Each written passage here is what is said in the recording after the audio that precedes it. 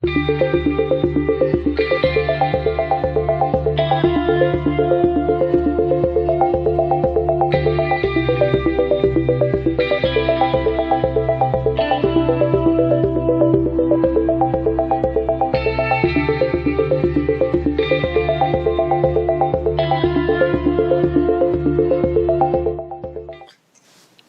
everyone, to the January 2021 UARC meeting.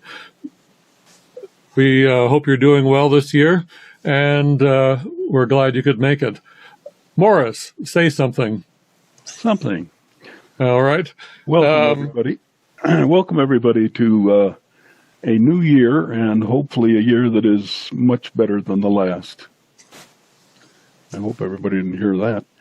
Anyway, 2021, hopefully will be the year that this virus gets put to bed, and that we will be able to once again meet with one another and not have to experience social distancing or masks or anything else before the summer is over, at least. One thing I wanted to mention is that the classes that I will be starting to teach next week, I should say that Bill Rouleau and I will be teaching starting next week, are really full.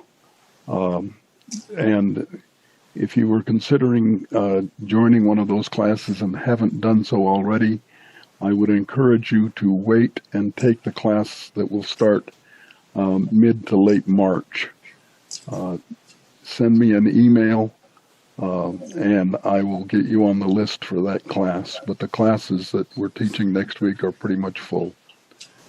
And we also want to note that we now have 2 remote sites available for members of UARC in good standing and that have a general class license or better.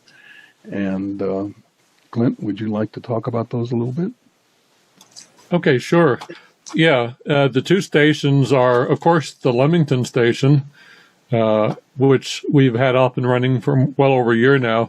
But the other one is the station at the cabin of WA7X, Glen Worthington, near Fairview, which is about as far south as Leamington.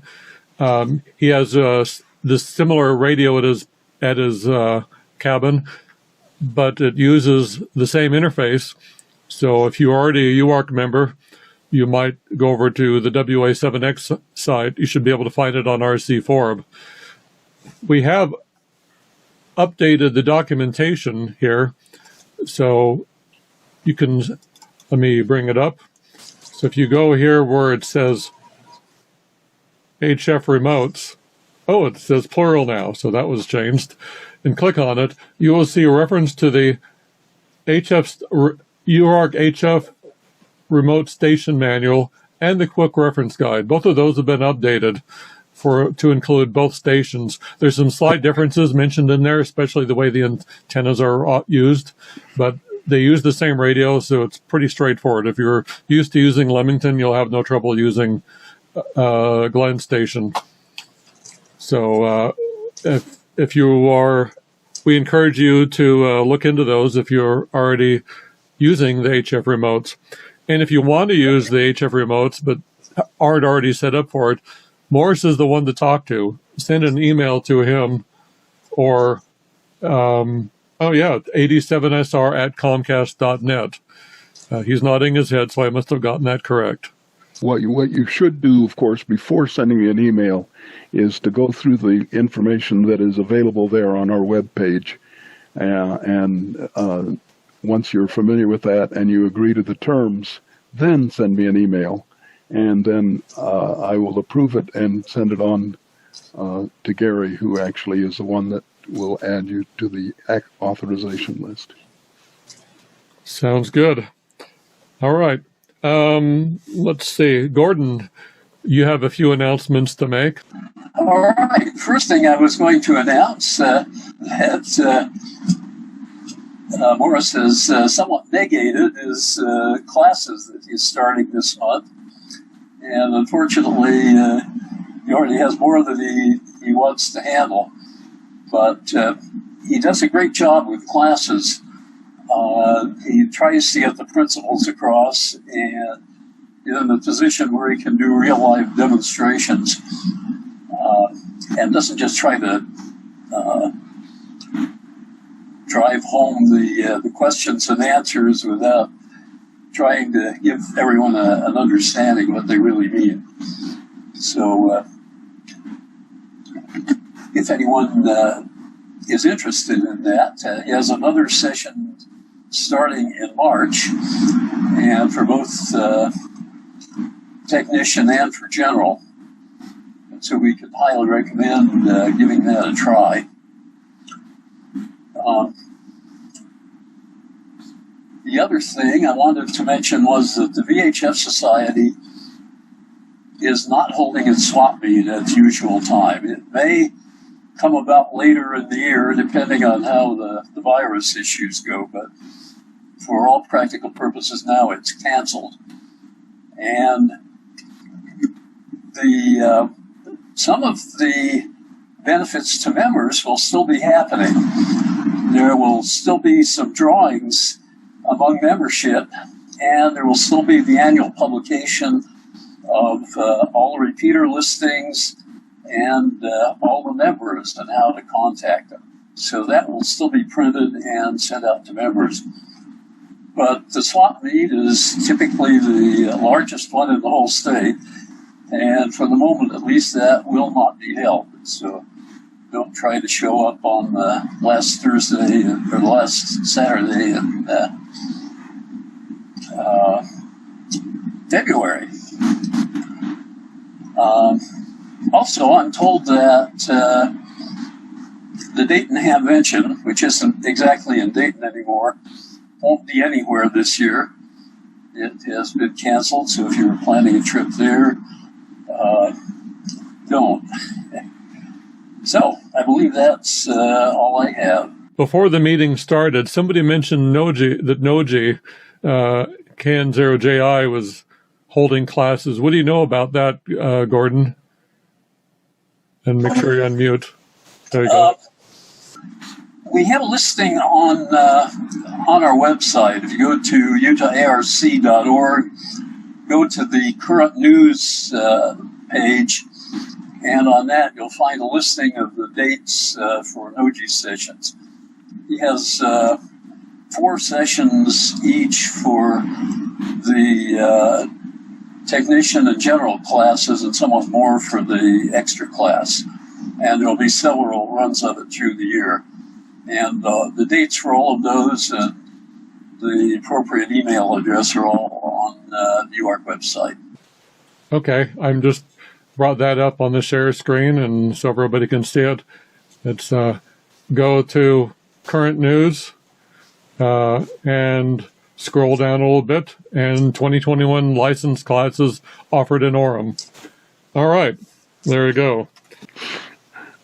One thing I probably should mention is that a lot of people have gotten used to the fact that we teach an extra class starting in January that runs until 1st of June, and we have canceled that class for this year because we're just not prepared to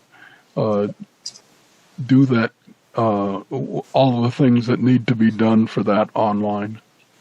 We plan on starting it again in 2022. Okay.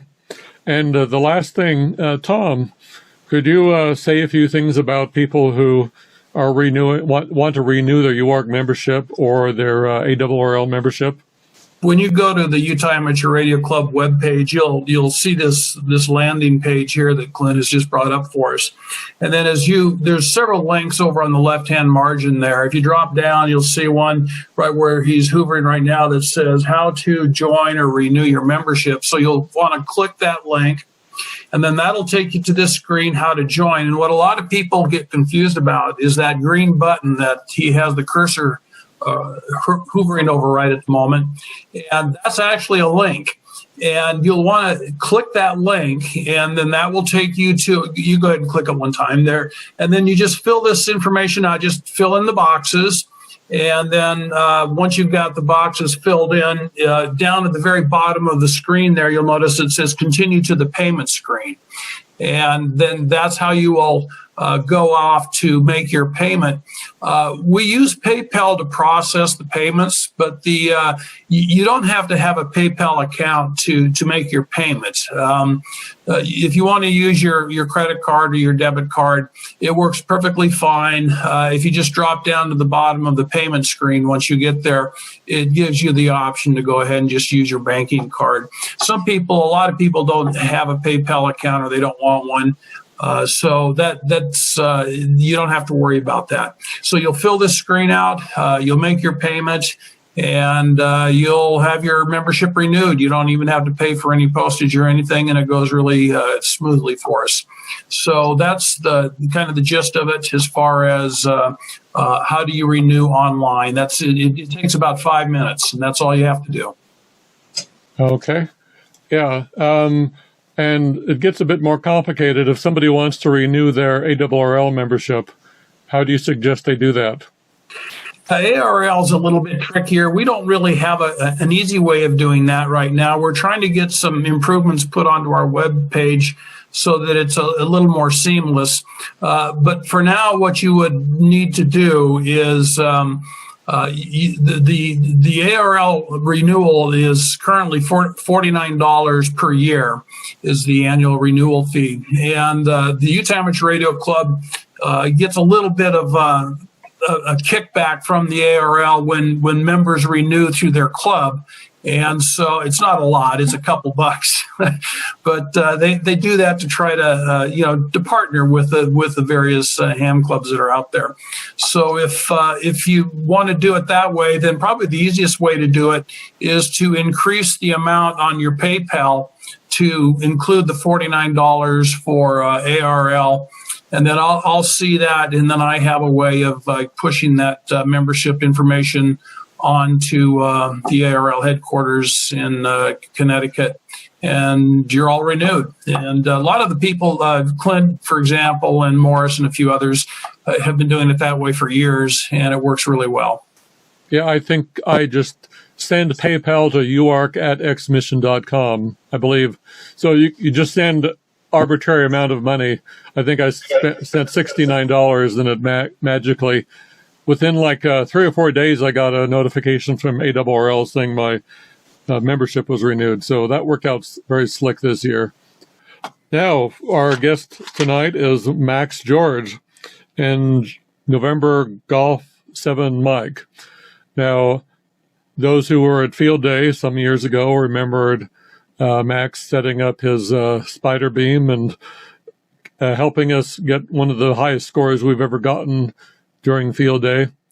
But you also might occasionally see him fairly high up in the rankings in some of the contests for some of the HF contests here in Utah. But Max is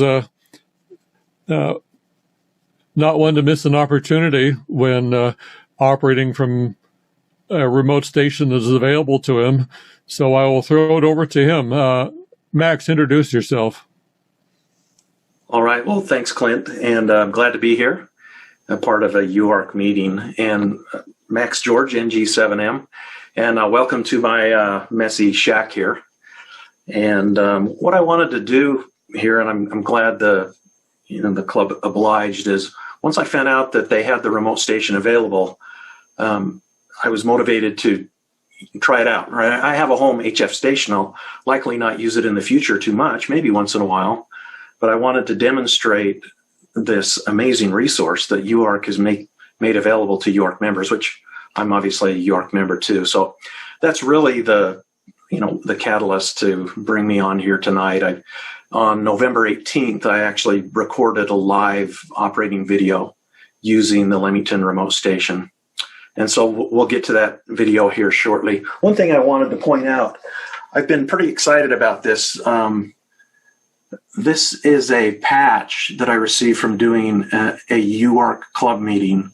It must have been back in 1996, I'm guessing, 95. So nearly 25 years ago. And I'm sure one of the club officers, maybe Gordon, knows that there was, maybe you're still making these, but somebody had an embroidery machine. And as soon as I got that, my wife professionally framed it up, and I've had that ever since. So kind of a treasure that I've had in the shack all these years. So, that patch from the UARC. I can't remember who made it and all the details there, but here it is after a quarter of a century, or nearly that long. So wanted to show that to everybody. And I think with that, the video, a couple things qualifiers here. I think I mispronounced Leamington. I think the locals say Leamington, and I may say Leamington a few times. So apologies for that. And the video, you'll see kind of a warp back a month ago, back to November 18th. I'll have a little bit of a beard going, different shirt, same shack, same mess. And we tested the audio on the video, and it seemed to be a little bit low. So those listening, you may want to turn your video up, or the audio up rather, a little bit once I start. So I think without further ado, we'll run the video, and it's actually a live operating video of a CW Ops, what they call a CWT. It's these mini contests that are run 3 times every Wednesday. So there's 3 one-hour sessions. So this is the evening session that would have started at 0300 Zulu on Thursday, right? Because, it's the next day Zulu time. And what I do is I have segments, so I'll time warp a couple times in the video. So I'll fit that 1 hour pretty much into about 30 minutes, and there's maybe 5 minutes of commentary. So there may be a few repeats, compared to what I've done here. But obviously, I am a CW fan. I love CW, and that's why I got the patch, right, way back when I was promoting CW and learning CW a long time ago at UARC. And I think I did one other presentation many years ago, too, up at the university. It probably was on the skimmer servers. Anyway, without further ado, I'll go ahead and share my screen. It's a player of the video, so you'll see another desktop. You'll see me in a different t-shirt. And I'll just start the video. And I'd like to let that just run. It'll go about 35 minutes. And then if you have questions, go ahead and put them in the chat, and I'll do my best to answer those after. And let's do it. I'll also mute my video here, so you should be hearing the audio from the other video, not coming through my microphone here. And let's see. All right, so right now you should be seeing the video before I click play here. And now I'll go ahead and mute and start the video. And so somebody stop me if there's any technical difficulties here. Hello, YouTubers and ham radio nerds. This is Max NG7M, and this might be interesting tonight. I wanted to do a demo of the Utah Amateur Radio Club. They have a remote station actually in Leamington, Utah, and so this will be interesting. I'm going to try a CWT here, which will be starting here in just less than 3 minutes. And it's a 100-watt remote station with a G5RV up about 35 feet. And just quickly run down what we've got going here. I'm a member of the Utah Amateur Radio Club. I'm not really active, but I get to a few of the meetings now and then. Of course, with COVID, they're doing everything online, and they do a great job. The current club president is Morris Farmer, 87SR. And a thumbs up to Gary, KK7DV, who exchanged a number of emails with me. And then Morris, of course, got me activated to transmit on the remote station. They are using, I'm assuming Gary put everything together here. So Gary, add comments if I get this posted and give credit to the others that deserve the credit. But they're actually using remote ham software, the RCFORB client, which I have going. And let's see here, email from Gary. If you just Google UARC Utah Amateur Radio Club HF Remote, you can find details on this. They've got a nice document on running it. Leamington, Utah, I'm probably pronouncing that wrong, grew up here, and I don't know that I've ever heard of Leamington. But the station appears to be in a nice quiet location, so that'll be interesting. And it's south of Salt Lake City between Nephi and Delta, Utah, so out of the way. And directly west of Mount Pleasant, as you can see there. They also have a live webcam on too, which I'm not going to start here because I don't think we need it. And looks like I got about 1 minute and 15 seconds here. So what I have going here is I have the RCF4 client by Remote Hams. It's the latest alpha version. I don't think there's been very many updates to that. You can see I have installed that, and I searched for UARC, and you can see that the connection comes up there. I've set up, it's really cool, it has a virtual K3 interface. So the remote radio is a Kenwood TS480, SAT I assume, 100 watt, all band, all mode, kind of ubiquitous HF radio at this point. And it controls it, but it exposes a abstracted interface as an Elecraft K3 on my end. So you simply connect by double clicking here. Once you find it, and now we're going to connect, and I can of course hear the audio, but I haven't kicked that on you. And so we're about ready to go here. I'm going to kick on the audio, and we'll see how this goes. I may pause the video, but I'll try to work this for the duration and see how many stations I work. Total experiment. We'll see how it goes. So let's see. I just started the audio. You should be able to hear that now. I'm using skimmer spot so I can see other stations that are getting spotted. And I'm right on W4 WF.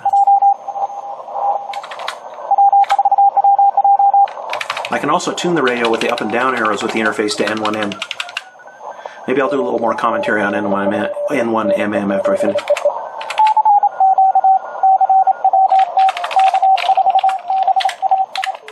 K4BAI, see if you... I hear beer. He's in Georgia.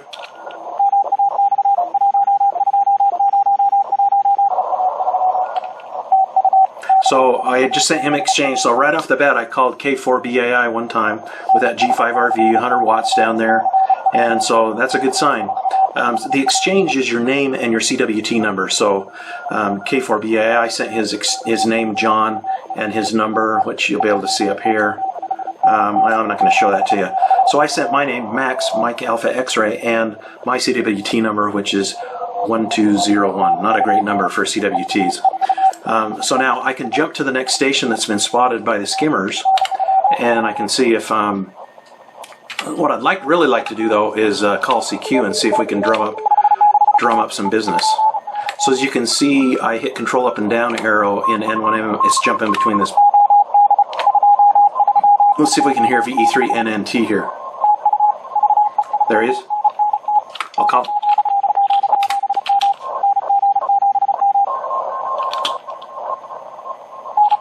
Hey.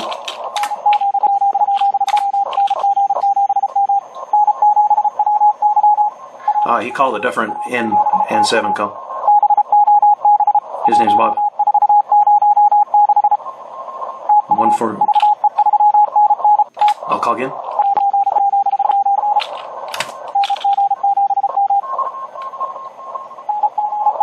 There you go.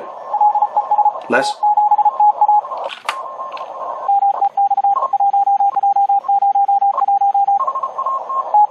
So thank you. So his name is Les. So he heard me. This is cool. It's getting out. So you can still hear him in the bandpass. I'm not going to try to kill it here like it was my home station, but I'm going to go over to the interface there, and I can actually tune with the interface, and you'll see the frequency tune over here too, right, in N1MM.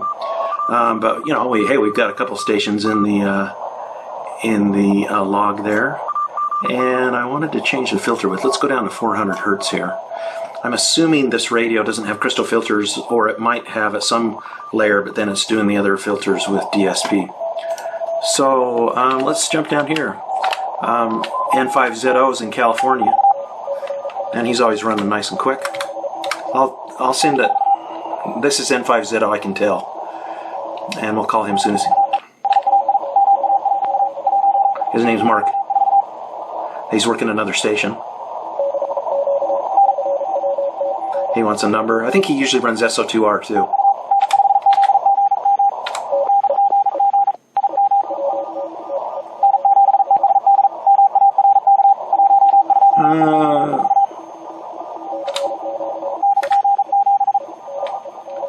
He works it on.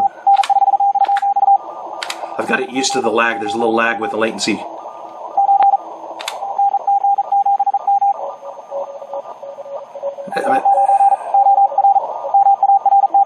name's Marco.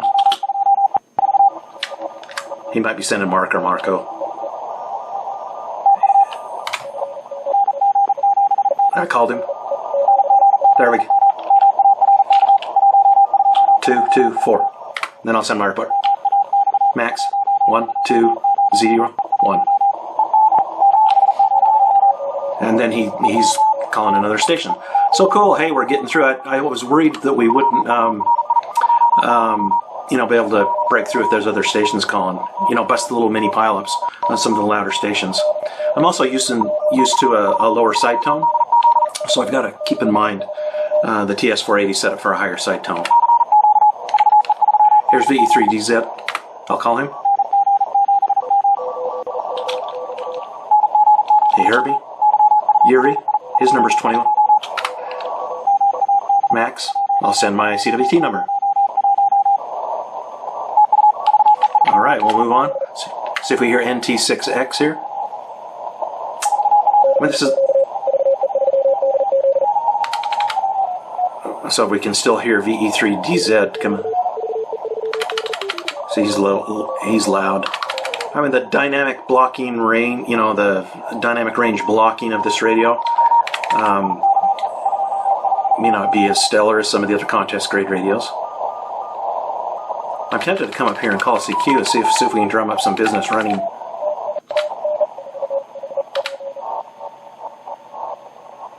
Now you can hear that the AGC is getting pumped by a strong station here.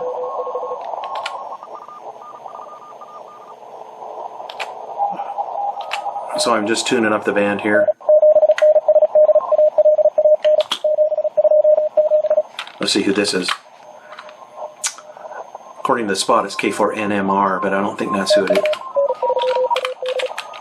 Oh, this is N380. Look.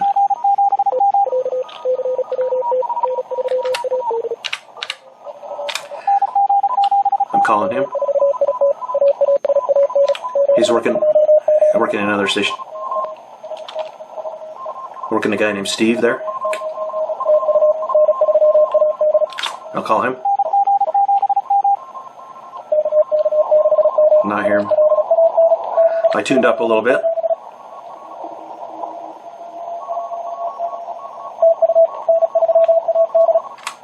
Calling him.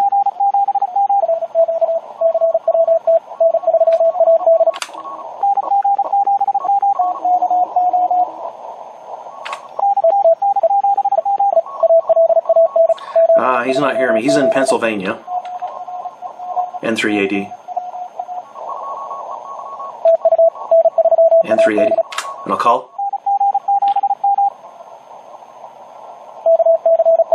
He's not hearing me, so I'll move on. K5CM.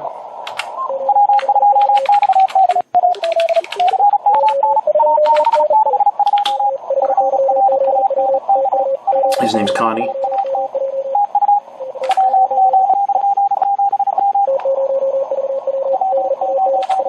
There's several guys calling him.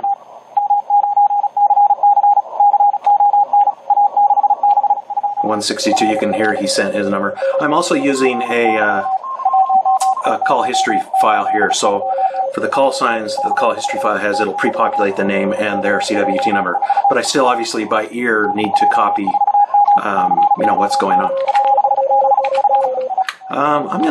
I'm actually gonna jump up a little higher and see if we can call CQ, see what I get, see what's up. I can also type in a frequency here and then 1mm, and then you'll see that control the RC4 software, which will then in turn control the radio. So now we're on 7045. What I'm worried about is those strong stations pumping the AGC on this radio.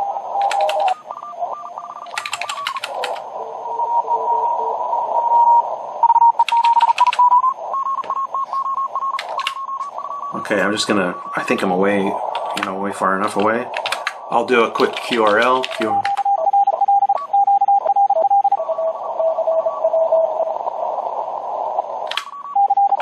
So now I'm calling CQ. I should probably hit the tune button too on the radio to make sure the tuner is good. It looks like it's good. on the remote radio antenna tuner. So now I've got a auto CQ repeat going.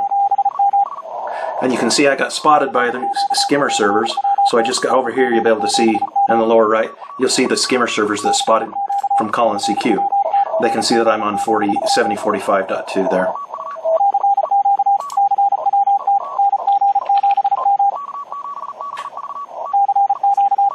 This depends on how loud I am. But if guys are looking at the spots, they might be able to find me.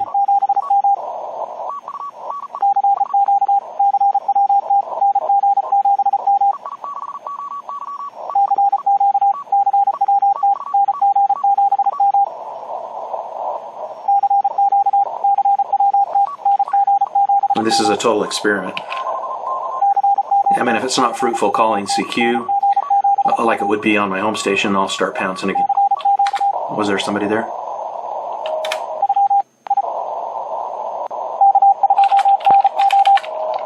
Okay, K2N, I'll just call. I think that was K2N.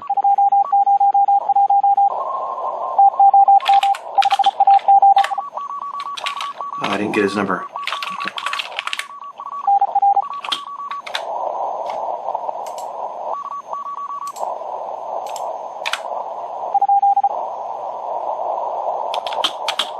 I didn't get his number. It was like 45 or something. So I'll move on. He probably moved on, thought I had copied that. Calling CQ. That call was not in the call history file. When I was talking, I couldn't get the So there's a K6. K7TQ calling me. Looks like he's in Idaho. Randy?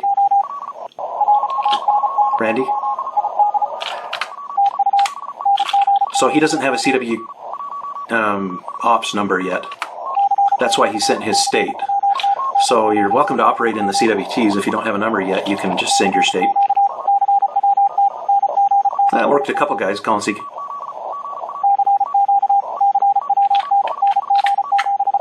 Oh, I had to make that a little longer on the pause. Change the pause on the CQ repeat, about 2.4. Okay, W7SL just called me. Carl. Sent my name and number. Carl, 2557.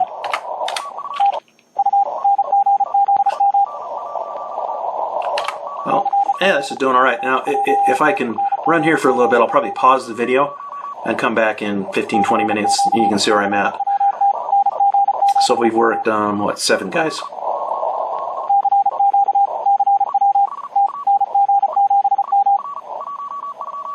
And you can hear the latency with the network connection, internet. I think it's Wi-Fi to the remote base there.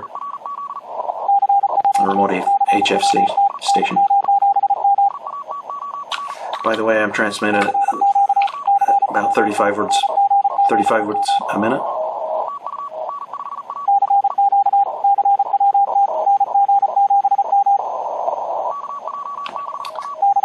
I think this is a good spot. I'm going to pause and I'll, time warp to, 15-20 minutes from now, and you can see how I'm doing. This contest goes for 1 hour.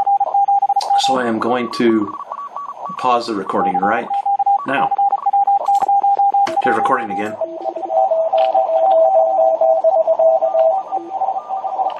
Just worked N2WK. I'm calling CQ. 26 minutes in, 27 minutes in. I actually switched over to the end-fed half-wave antenna. Seems to be doing better.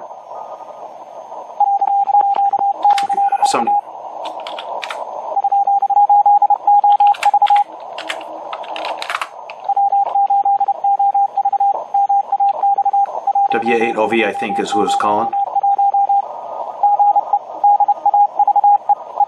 Yep. So I'm running stations. So I've worked big 15 stations, but hey, this is, for an experiment, this is kind of fun. I pounced around a little bit while I was paused there on the video and wasn't too fruitful, so I came up here and started calling CQ, and then I switched to the end-fed half-wave and I've worked with you guys or gals.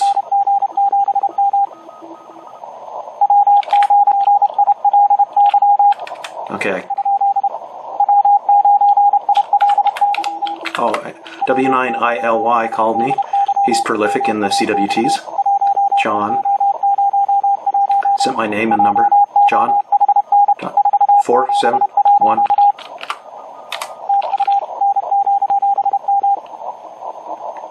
And nobody's calling, so I'll call CQ. I think it's been better just calling CQ. It's kind of tricky getting used to the delay and latency with the CW sending. I mean, you got that latency out to the remote. And there's probably some tuning we could do, I'm sure.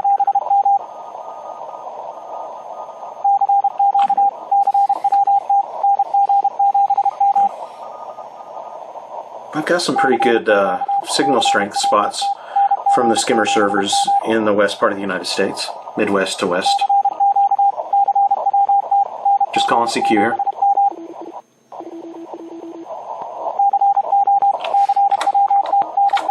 Just have the speed according to N1.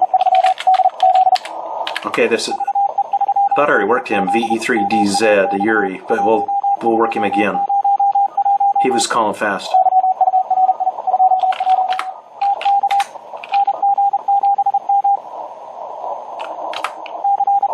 He must have copied my call wrong last time around. Just calling CQ. So now we're almost 30 minutes into the 1 hour little mini contest here.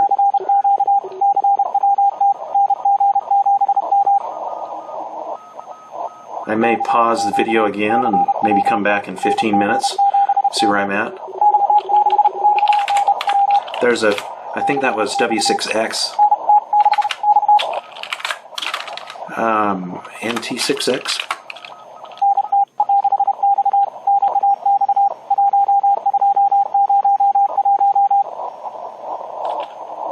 I'll send it.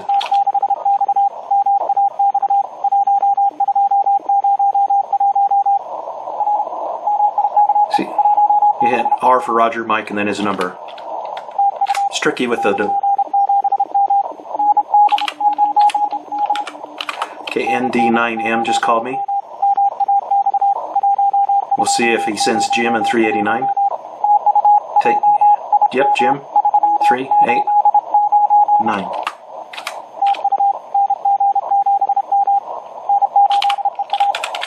N8 Echo Alpha. We'll see if it's Joe 725. Yep.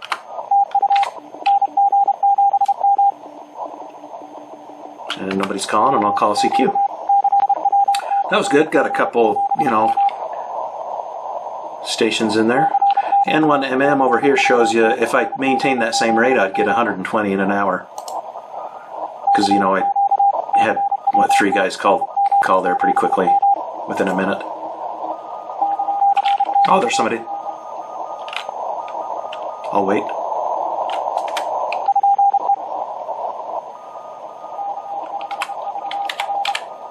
N5 Victor Romeo.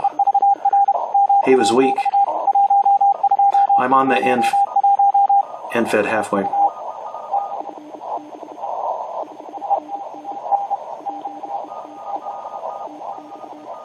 Yeah, I think that was correct.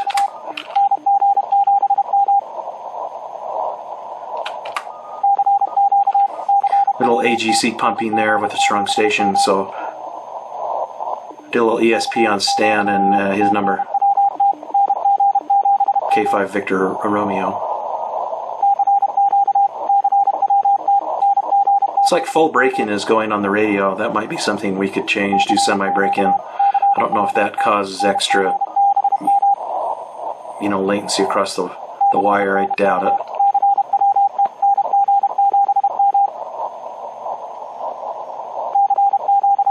Oh, we've got 20 stations in the log. Hey, could be worse. This gives you an idea. If you don't have an HF station. Okay, N7WY called me. There's a couple guys calling. I'm sending my exchange. Bob, 1406. I think there's another guy waiting.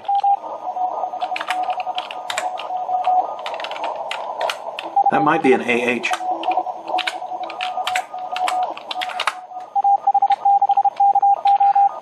In Hawaii, Stan.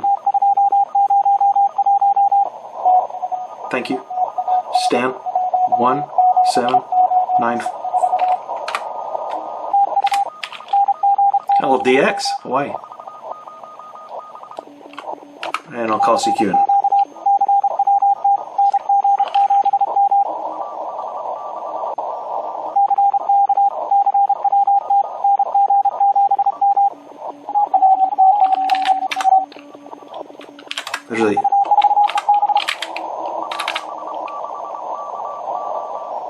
There's a couple. WT9A. I think it was WT9A. Might be W0 or WT0A.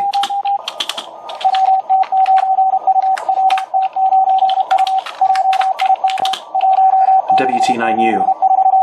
Jim. I'll call CQ again. There was a couple guys there calling. I think they left though.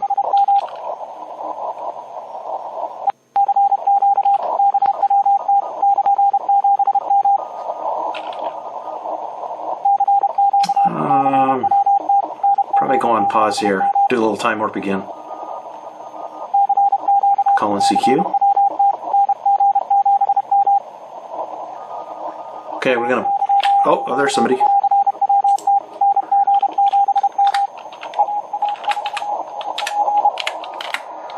I think it.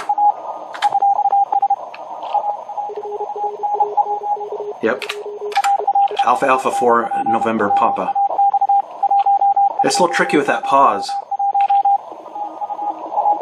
You hear Jim there? 1, 9, 5, 4.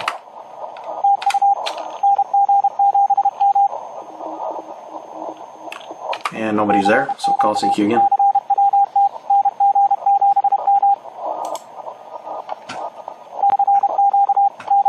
Okay, we're going on time warp here. Going on pause, right? Okay, I'm back. Hopefully the recording's going again. Got about 3.5 minutes left. I've worked a few stations running. I can't remember when I left off last. So I've worked 41 stations. I actually worked Cayman Islands, a ZF2 station. He must have a big station. So, that was a nice little DX contact there. But it's been pretty tough searching and pouncing. Seems to run better. Running, I'm doing better anyway. Works with guys that I've worked a lot before. N3RD, for example, AA3B. They're both in Pennsylvania. And so I've actually found that antenna number 2 seems to work better. The NFET half wave over the G5RV. Just my quick observation. Need to spend more time on that. Let's see if we can. I just worked K3JT, and let's see if we can tune down the band and see if we can find somebody else to work right before the end. N2IC. He's in New Mexico. There he is. Steve. 1790. He doesn't get on a lot, so it's nice to hear him on. Awesome CW operator. Great CW operator. SO2r op. Down there in New Mexico. KL2A, if he's in Alaska. I've got a couple minutes here. That's N8UM. We've already worked him. KI6RRN, California, I believe. Yeah, you never know these days. Let's see if there's a K7RL. I'm calling him.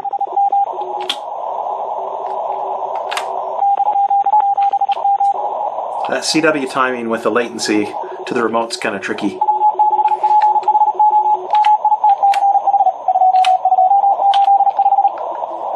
This is Mitch, K7RL. He's moving right along. I'll speed it up a little bit.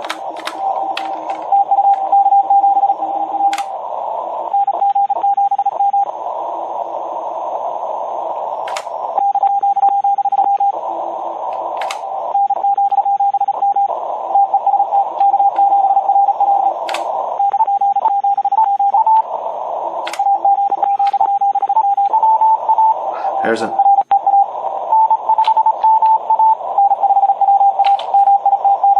let's try to get this guy before it ends. We've got 45 seconds.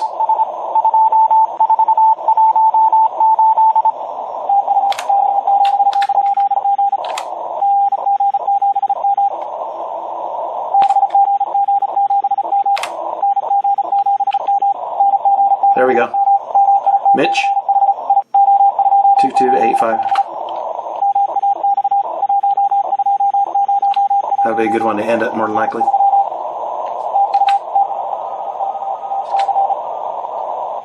And looks like we're about done. Well, yeah, there's 5 seconds left. I'm going to go ahead and turn off the rig audio. A little more commentary here. So now the desktop audio is off. So I should have started a little sooner and explained a little more maybe what's going on in N1MM. So, well, here's what we ended up with. You know, we've got, I can make this a little bigger here. We worked, or I worked 43 stations. And, hey, you know, 1 hour on a first time remote here. I mean, if you're a UARC member, this is really cool. If you've never operated HF before, this gives you an idea of what you can do. And of course, I've done a lot of CW. I don't expect you to just sit down and be able to work CW like this. And it's pretty tricky here with the latency and the CW keying. But actually, you know, I probably spent about an hour installing the software and, you know, getting it connected up. Everything made sense. It was really cool to integrate it with N1MM. And you could see I had frequency control inside N1MM. It wasn't like I was over, you know, you can reach over and twist, you know, like you're twisting the dial with a mouse. So that's pretty cool. But, hey, you know, try something new. HF is a blast. You know, you could hook this up and do the digital modes. You know, that's all the craze, the FT modes. I've done a ton of that. FT8 and FT4. You could do sideband. It's going to be pretty tough with 100 watts on, you know, with the antennas there. But it's it appears to be a quiet location. You've got 2 antennas to switch between. I found that end-fed half wave to be the best for, you know, the stations I was hearing. And hey, it's really cool, the work that Gary Crum has done, along with anybody else that's there. You know, what I do now is everybody goes to 3830 and they post their scores. So I would come here, and this was the 3830, the 300 Zulu, November 19th, because it's actually tomorrow. And so I would come here and I would post my score, right? So here, let's hurry and post this in G7M. And I was at low power this time. I usually run high power. And I was not running SO2r. I worked for an hour. I'm in Utah. And what did I... Boy, I have a short memory. I worked 44 stations there on 40 meters. 44 stations. And that would be 44 multipliers. And the score was, where did that score window go? It must be covered up somewhere. Let's see, where did I put that? Oh, there we go. 1,849. So I covered that up. Okay, here we get back here. And so 1,849. I'm working the UARC HF remote in Leamington, Utah, Turkey. At watts. Just a little, I like to call it soapbox here. Thanks for finding me, working me. Max G7M. And so then I can compare myself to the other guys that already posted their scores. And so I'm going to submit my score. What are the errors here? Low power, blah, blah, blah. I got the score wrong, apparently. Let's see here. Oh, 43 Qs. 43, not 44. That's what's wrong. Okay. This is an uncut, unedited video you're getting here, so let's see here. We'll submit that, and then we'll take a quick look at where I kind of stacked up. So then I can come over here to the listing. There's 3 of these every week on Wednesday. They do 3 one-hour sessions. And so now here you can see the high power operators. These guys doing SO2R, they'll do over 200 Qs consistently. You know, K3WW and AA3B, they're high power and SO2R. I can usually, you know, with my station, I'll usually get 130, 140 stations in an hour just working, you know, single VFO. So these are all the high power stations. We'll come down to the lower power stations, and we can find NG7M down here, right here. So, you know, I wasn't at the bottom, you know, using this little remote station. I was able to, let me just search for NG7M so then you can see it. Here we go. See, so here's the lower power station. So they got 10. So here's the top 10. You know, you've got N4ZZ, lower power. He's probably got a big station. Gain-based beam, he did 167 QSOs. So that's more than I've ever done with high power. Hey, oh, he's running SO2R too. So he's doing, he's probably working 80 meters and 40 meters at the same time. And so top 10, 20, 30, 40, 50. So hey, I'm in the top 50. So there you go. I mean, if you work a contest, always make sure and post your score on 3830. As far as, you know, uploading my log to Logbook of the World, I will actually upload it for the grid for Leamington, Utah. I hope I'm saying that right. And you can just export, you know, your log here to ADIF, and then import it into DXLab, DXKeeper, for example, and then, you know, digitally sign it and upload it to Logbook of the World. So, I mean, I don't know how long this video is going to end up being with my little time warps there, but I hope you found that interesting. I was a little frantic there at the beginning, but it was nice to work some guys, and you saw where I think I worked 3 or 4 guys there and within a minute, and that's fun when you start running stations like that. But a little tricky here, but it'll refine your operating skills. You get to learn about, you know, RF gain and, you know, your CW filter width and tuning up and down. You get to operate the radio here. That's a big difference between those digital modes. You know, the FT modes are great and interesting, but it's, to me, it's kind of a leapfrog into some of these other modes where you actually get to, you know, turn the dials or virtually turn the dials and learn how to operate a radio a little differently. You're dealing with QRM, other stations that are close by, and depending on how sensitive your receiver is or how, you know, what its dynamic blocking numbers are, you have to pick out those stations with other stations close to you in contest environment. So a lot of fun. Thanks again to UARC and the guys that set this up, KK7DV and Morris Farmer, 87SR, if I remember your call. Thanks for getting me entitled to transmit on the remote. And I hope to hear you on the air sometime. And maybe this video will end up in a UARC online meeting or something like that. We'll see. So 73 for now, and hope to hear more guys, or hear about more guys using the UARC HF remote there. 73. All right, I'm back. Back from November 18th. I didn't hear any complaints. Clint, did everything go okay there for the duration? Anybody still awake? Everything seemed to go fine. So no glitches that I saw. Okay, excellent. And I guess we could, I've got a few more things to talk about. I mean, really, the presentation won't be that long tonight. Do we have any questions? Or if you open the Zoom chat, there's some questions for you over there. You answered the first one already. Okay. John Brewer asked, what is SO2r? Oh, okay. Yeah, good question there, John. So especially in the contesting world, there's a lot of guys that will run 2 radios. So SO as in single operator, 2R as in 2 radios. So those top guys, I usually just run 1 radio. So I'm only transmitting and receiving on 1 radio. And I'll still make sometimes 150 contacts in 1 hour. And that'll kind of put me, I usually run high power, that'll put me in these little mini contests. It'll put me in the top 20, or sometimes I've been in the top 10 for the world, really. I mean, guys, DX stations get on and do this. But I'm digressing there a little bit. But SO2R is single operator 2 radio. And so what they'll do is these serious operators, I'll probably eventually set up SO2r, maybe when I retire. They'll set up their station in a way with sophisticated filtering so they can transmit on one band while they're listening on another band.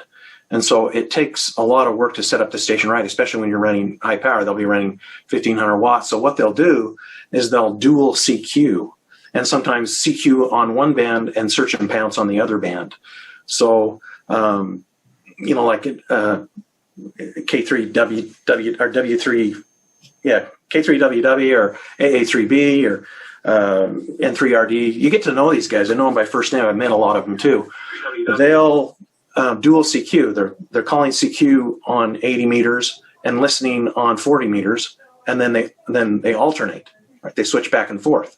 So while they're listening on one band, they're transmitting on another, and then they work a guy on the other band. Well, they alternate back and forth, and so they can bump that score up. Right? They'll get 250 plus stations in 1 hour.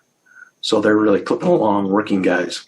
So that's why and the low power even, right, you can see N4ZZ, another prolific contester, great guy.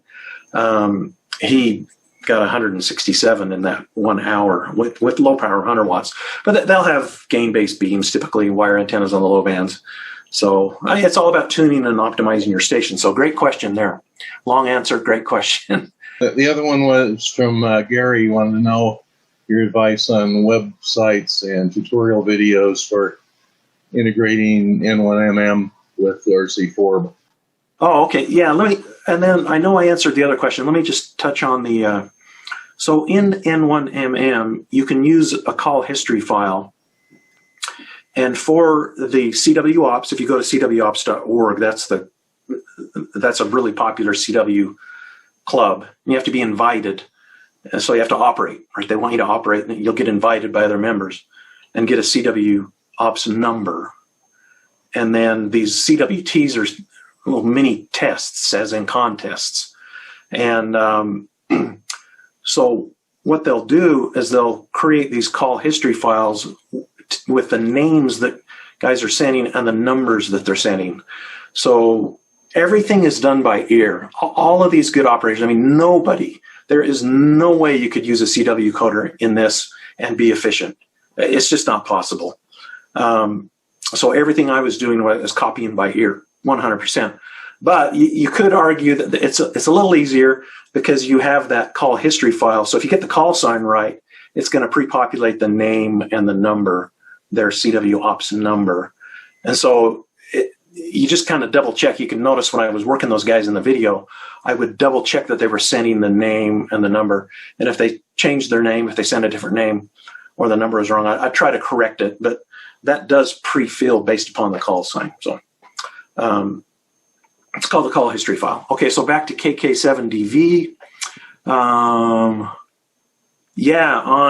N1MM. So N1MM, it's Windows only. It's a VB.NET rich client, as you can see. And it's free, 100% free. And it's turned into, I believe, the most sophisticated piece of contesting software out there. And it's free. So there's a whole team of developers. It's not open source. You can join the development team if they feel like you're good enough to help code on it. But the documentation is top notch. So just go to n1mm.com and you can go from there. Get on YouTube, search for N1MM, and you'll find a ton of videos on it. A shameless plug, I have a YouTube channel. If you just go to youtube.com/ng7m or just search for ng7m, you'll find my channel. You'll find this video, actually, that was posted back on November 18th or 19th. I've had it posted there for a month. You can watch it again, or you can watch some of the other contests where I've done some live operating. SSB, a lot of DX contests, not a ton, several DX contests on SSB, CWDX contests like CQ Worldwide. You can look through my live operating playlist and see a number of videos. And then there's a number of other tutorial videos on how to set up your station and automate your station. I typically am showing N1MM. So you'll see the station integration, which I really like. That's the aspect I love about amateur radio, right? So being able to integrate the software, which I'm a software engineer, and interface it with the transceiver, automate your rotor if you've got a rotatable beam, your antenna switching, the paddle. I'm kind of all over the place here. I still use a manual paddle too for fills typically, but in a contest for CW, usually you automate the CW sending. But a lot of times when you're asking for fills, I'll grab the paddle, which will interrupt any automated sending. So with the RC Forbes client, I did not have a paddle integrated into the system. I'm not sure.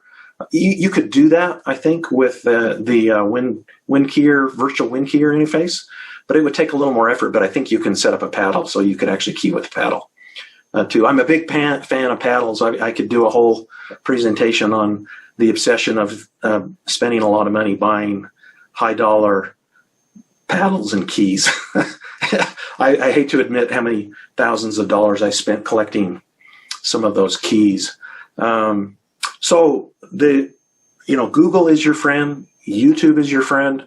You'll find a lot of videos. That documentation on N1MM is top notch. You'll want to interface your radio to N1MM so it's constantly reading the frequency. You do everything from the software. I rarely look at my radio. Rarely. I've got my left hand on my radio using the physical VFO knobs or the RIT, or I'm using the receive incremental tune when I'm running stations, because a lot of times you want to tune a little bit off the frequency that you're calling on, so you can pick out the guys that are smart. They're calling you off frequency. A lot of guys that are zero beat with you, they're all piling up, but you're picking off the guys on either end of the sideband of your signal. So it's a blast. It's like a video game. The best way to say it is contesting will refine your operating skills better than anything. If you want to learn phonetics and you want to learn getting guys' call signs down, operate a sideband contest. And trust me, if you've got a signal and can run stations, you'll learn really quick how to deal with multiple different phonetics and how to keep track of those call signs with multiple guys calling at the same time. And you'll learn how to run that radio, right? You'll learn how to copy, audio with bad conditions, QRM, QRN, the whole bit. Use your radio, use your filtering, use your DSP filtering, use your bandwidth, all that good stuff. Speaking of a really active sideband contest, there's one this Saturday. It's a shorter, one of the most popular North American sideband contests, and it's called NAQP, the North American QSO Party. It starts at 11 a.m. Mountain Time and goes for 12 hours, I think. And I think you can operate 10 or 11 hours out of those 12 hours. So it's a shorter contest. It's not one of the 48-hour contests. So if you have an HF station or you have access to this remote, get on, take the time to get it set up, get the microphone set up and PTT or Vox or whatever it is for sideband. I haven't set that up. And operate some stations in the North American QSO Party on Saturday. Somebody out there could do it easily, right? You could jump in and, you can bag 30, 40 states in a few hours, towards your worked all states. So, all right. It looks like there's a couple questions there. Okay. Alpha Echo 4 Kilo Romeo. Tell us about software and skimmers. I've been talking about N1MM. That's the contest logging software I use. Some guys use that just for regular QSO logging. I typically don't. I use DX Lab and DX Keeper and all that suite of software. And so for contests, I'll run N1MM. And as I mentioned in the video, I'll export the log file to AIF format and then import it into DX Keeper and then upload it to Logbook of the World or Club Log, that type of thing. So that's the software in particular. If you watch some of my other operating videos, you'll see on-screen spectrum scopes. So I use a Elecraft K3S and I pull the IF off that and pump it into a high-end USB sound card and then use, it's called QIR you feed that into a sound card, and then there's software that will put that together. So you have, a full spectrum like you'd see on some of the new radios, right? They have the spectrum display built into the radio. If I had one of those radios, I'd never look at it. Literally, I'd never look at that screen ever. I'd be focused on the screen, working guys at the contest, and I would have on screen. The spectrum scope would be on screen. So it means nothing to me to have that display on the radio. I mean, casual or your remote or up in the hills, yes, but typically the way I operate, I'm not looking at the radio very often. I'm controlling it with my left hand. I've got my right hand ready for the paddle to do fills with CW when I'm doing a CW contest. And a foot switch for push to talk for sideband contests. I don't use Vox. Some guys like Vox, but I use a foot switch. And I'm tapping my foot there. Let's see. Okay. Hope I covered that. KE4KR, thanks for your question. All right, tips on increasing. Talk about skimmers. Oh yeah, skimmers. Thanks. Yeah, that's a whole. I could do a whole presentation on CW skimmers. So let me emphasize and make sure and drive this point home. Good CW operators copy code with their ear. Right? It's all between your ears. That's what it's about. You're not relying on a skimmer to copy the code for you, but you can in a contest. There's guys like me that have for years run a multi-band CW skimmer 24/7. So I have a magnetic loop in my backyard up here in Syracuse, Utah, and I have a multi-band computer that's running a Docker Linux image. Believe it or not, that's a whole nother topic, but it's skimming like 9 bands 24/7 for CW signals, RTTY signals, and FT8 and FT4. And as it decodes those call signs, it feeds them via, in effect, a telnet interface to an aggregation server called the RBN, the Reverse Beacon Network. And so even while I was giving this presentation, my CW skimmer over here to my left has been merely sending spots to the Reverse Beacon Network. So if you go to the Reverse Beacon Network, you can actually look for stations that are getting spotted on a map. It also feeds into the PSK reporter too, right? A lot of you guys that are doing FT modes, they're kind of tied together. I mean, it's really kind of another presentation if we want to get into the RBN and PSK reporter. But in the presentation today, I'll quickly go over this.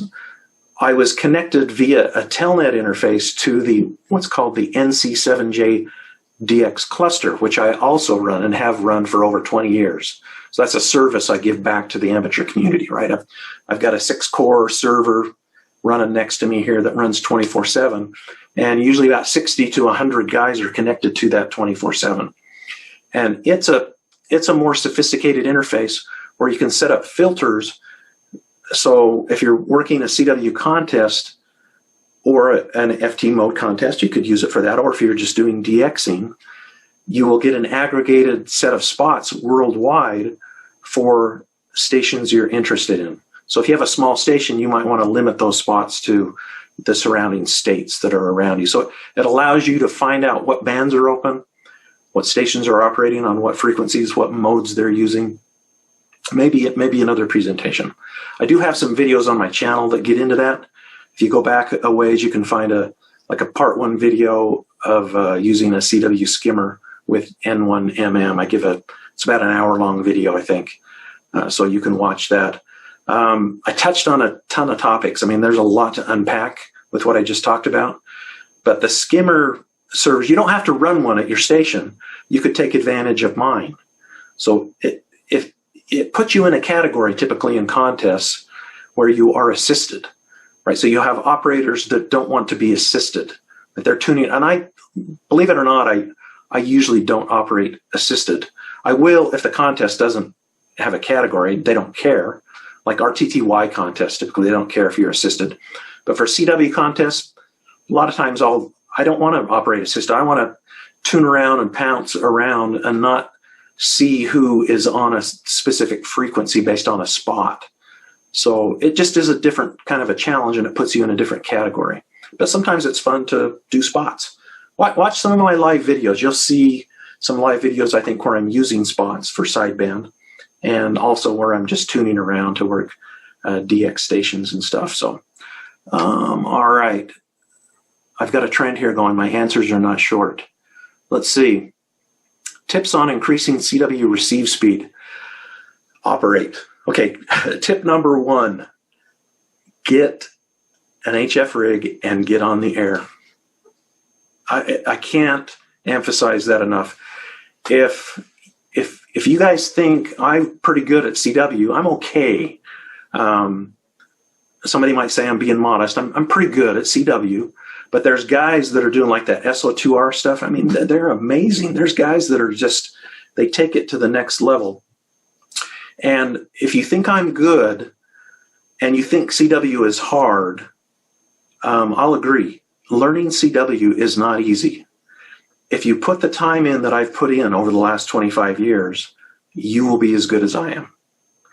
If you spend all night in a CQ Worldwide CW contest in a cold shack down in Sandy at Alan Brubaker's, shack out there freezing, digging out DX calls in Europe, and it takes you 10 minutes, 15 minutes to even figure out what the call sign is, and you stick with it through the night, and you do that contest after contest after contest, and you spend time rack chewing on CW.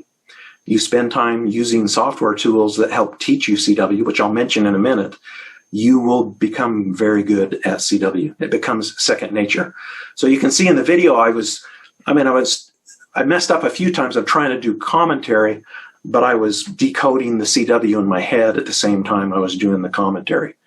So some other tips, you've got to overcome your fear of transmitting on the air with CW.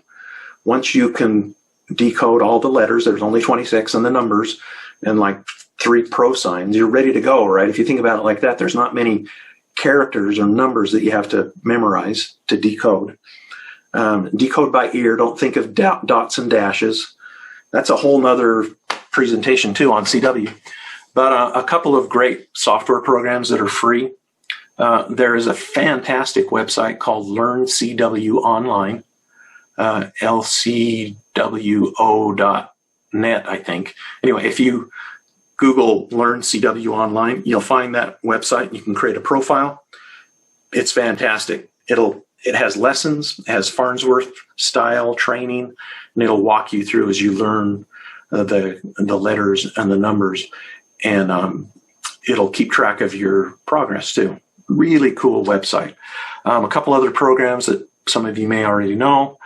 I can't say enough good about. It's called Roofs XP, RUFZ-XP, Romeo Uniform Foxtrot Zulu X-Ray Papa. It's another free program. It's a Windows app. It will send call signs, and you can select the starting speed. And if you get the call sign correct, it'll speed up. So it'll keep speeding up. As soon as you get a call sign correct, it speeds up. If you make a mistake, it'll slow down. Right. So it's like a phase lock loop, right? It finds out where you can copy code at, and it'll give you a score after 50 call signs. So it has a known database. Believe it or not, there's people that can copy those call signs at way above 100 words per minute. Just unbelievable. A lot of the European bloc countries, it's a sport. CW and Morse code is a sport. It is not a hobby. And there's some just amazing CW operators out there in the world. Morse Runner is another one that simulates a contest. Morse Runner, you can download that, another Windows app. It actually interfaces with N1MM, and so you can set it up to where it will simulate a contest, and it is very realistic. You'll feel like you're in a real contest, but it takes all the nerves away, right? You're not putting yourself out there actually transmitting and being expected to copy real guys calling you. That's scary, right? At the start. So, and then there's mobile apps. Go to the Apple App Store. You'll find some good CW apps there for Android and iPhone apps. All right. Anything else pop up in the questions here? Let's see, what call sign do we use when using the remote station? Good question. Kilo 7 Romeo Juliet. You use your own call sign typically. If you're going to use the club call sign, maybe Morris could comment on that, but typically you are operating under your license privileges. So you are responsible for the signal that you're transmitting from that remote station. It all comes back to you as the control operator of that station. And if somebody needs to correct me on any of those operating regulations, do so. But typically, you don't want to use your own call sign. And actually, I want to touch on that towards the end. Are we okay? Are we okay on time here, Clint? Yes, we're fine. Okay.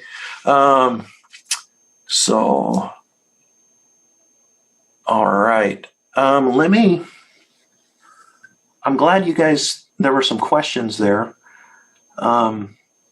I'm happy to field questions. I would love it if we took the precautions. I'd love if somebody wanted to come up to my station here in Syracuse. I'd spend some time in a contest. I'd let you operate. I'd wear a mask. And guys that do contests in HF, they love to show other hams and teach other hams, what they're doing and what they've got going and improvements that they've made. Send me an email. Just go to qrz.com. Send me an email. I'd be happy to. I'd love it, right? I'd love it if somebody wanted to come up on Saturday and operate the North American QSO Party, SSB. If you spend enough hours at it with my station, you probably get worked all states. So, and you might have to spend 4 or 5 hours, but you come close. Let's see. Okay, I am a huge ARRL fan. We do not have another organization that promotes our use of the FCC allocated frequencies, and they're worth billions of dollars, especially VHF and above. Support the ARRL. I can't say enough good about the ARRL. They're not perfect, but as far as promoting amateur radio and being a voice with maintaining our privileges and everything else, please support the ARRL and become a member, because it helps UARC maintain its affiliated club sponsorship there. I'm a life member, and I donate a lot every year. Anyway, big fan of the ARRL. All large organizations have some problems. I know some people have a problem with that, but they do great work for amateur radio. For an HF operator, Logbook of the World in and of itself is well worth your $49 a year dues. It pays for itself if you're active on HF. That pays for itself. I log typically 20,000 QSOs a year, somewhere around that, and confirming those contacts and working on my DXCC totals and that type of thing. It can pay for itself in a couple of months, probably, if you're using Logbook of the World. So big thumbs up for ARRL. And Logbook of the World had a few notes here. I hope this motivates somebody to try something new. I worry that we do a great job at getting new hams licensed, which is stellar.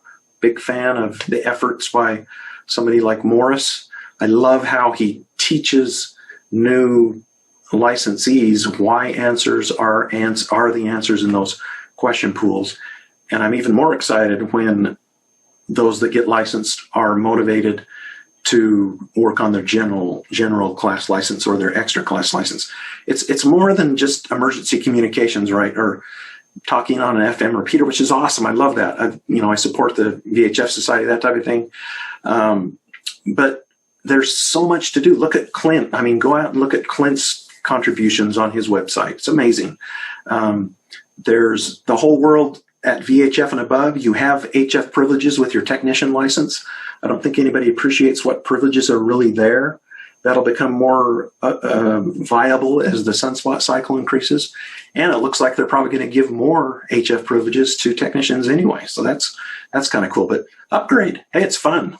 You'll learn electronics, learn about RF, antenna theory, everything else.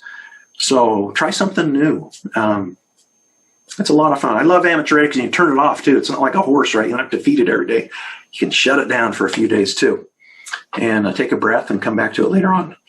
All right. No other questions here? Okay. I thought about not doing this. I'm gonna throw this out there anyway, and you can hold me to this. I will pledge, if there's somebody out there, and you can pass the word around too. If somebody out there gets access to one of the remotes, one of the UARC remote stations, Glenn's or the one in Leamington, if you can demonstrate to me, let's say over the next, I don't know, 6 months or something, I don't know, I won't even put a time limit on it. If you can demonstrate to me that you have worked all states and confirmed all 50 states using one of these remotes, which, trust me, it would not be hard. It'll be hard for a new operator, but for somebody that's a little more seasoned, this is not going to be hard. It can be a mixed mode, worked all states. If you can demonstrate to me that you've worked all states, a bit of on your honor there, I'll donate $500 to the ARL in your name and call sign on behalf of UARC. So it'll be in, I'll say, this is recognizing UARC and your name and your call sign. So there you go. There's a little motivation to, hey, kind of cool. Get worked all states using one of the remotes. So you can tell I get excited. So I think I better stop.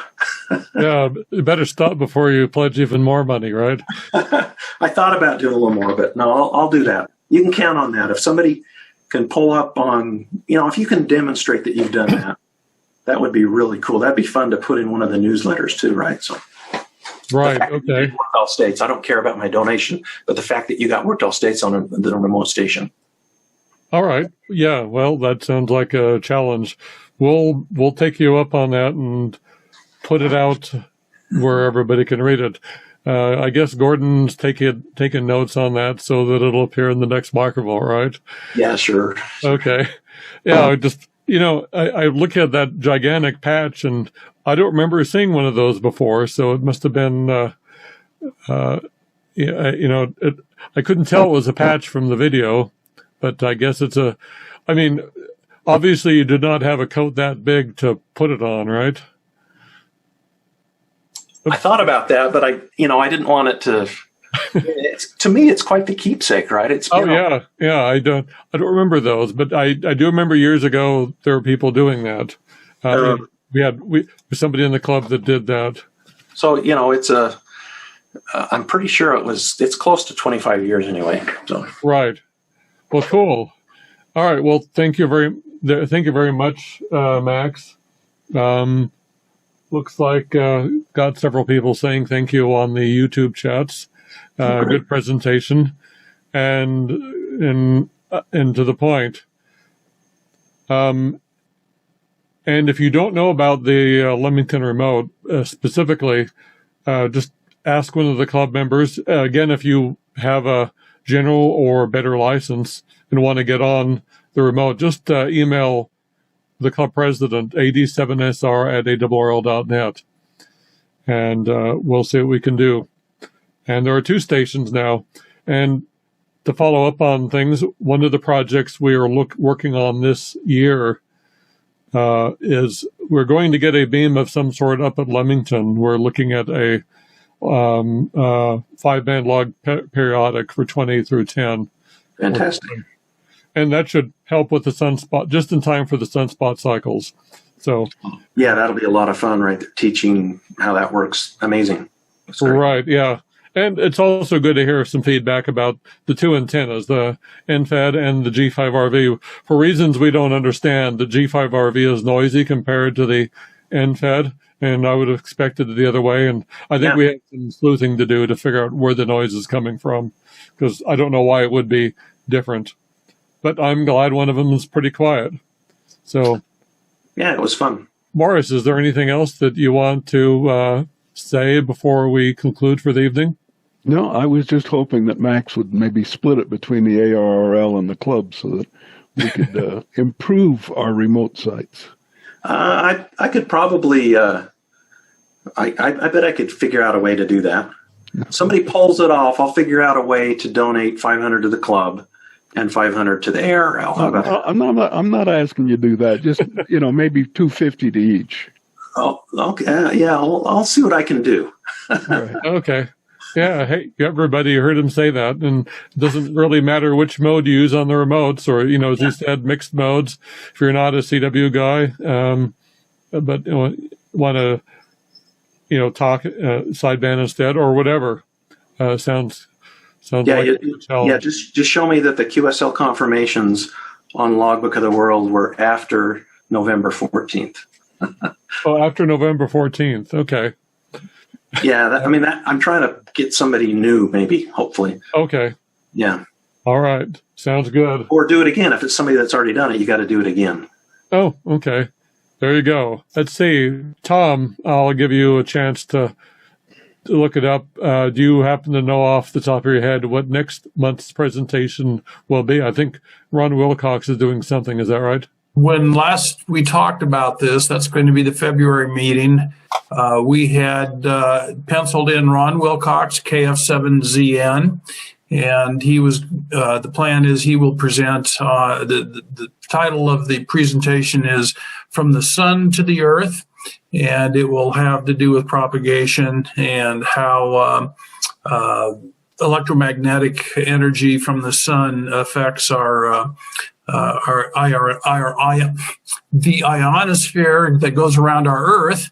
And it should be some pretty interesting stuff because there's quite a bit of stuff that's happening there, and it's always been a little bit confusing. But once it's explained to us, I think you'll have a little bit better chance at maybe working some DX. So yeah, it's Ron Wilcox. It'll be the February presentation, and the title is "From the Sun to the Earth." All right, thank you. Look forward to that. And we hope to see everyone next month, and above all, be safe. 7-3.